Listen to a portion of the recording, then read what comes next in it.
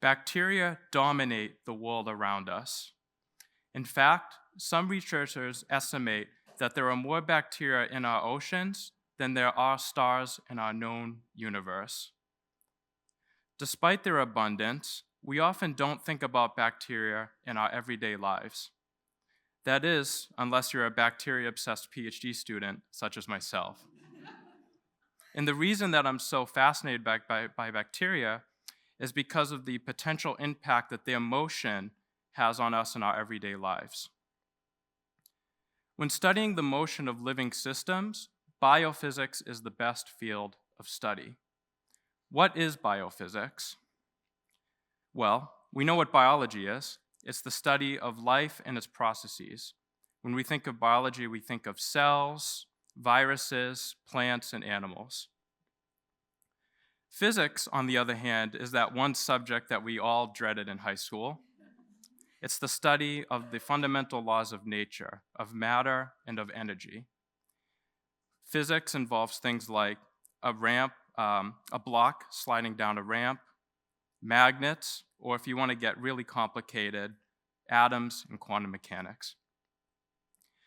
When you put those two things together, you get biophysics, which is the application of the laws of physics to the study of living systems. Biologically, the way that bacteria move is actually quite fascinating. Using a corkscrew-like appendage called a flagellum, they propel themselves through liquid. And the turning of this flagellum is powered by a remarkable nanoscale motor that provides the necessary thrust for the cell to swim. It's an interesting fact that bacteria can swim and move, but why does that matter? Well, consider that as you sit in the audience listening to me right now, there are trillions of bacteria in your large intestine that are all busily moving together in a complex form of motility called swarming. In fact, there are just about as many bacteria in our bodies as there are cells that comprise us. The bacteria that we study, called SM3, is a highly proficient swarmer. You can see it depicted here spreading over an agar plate, and it's doing so much quicker than two closely related genetic cousins.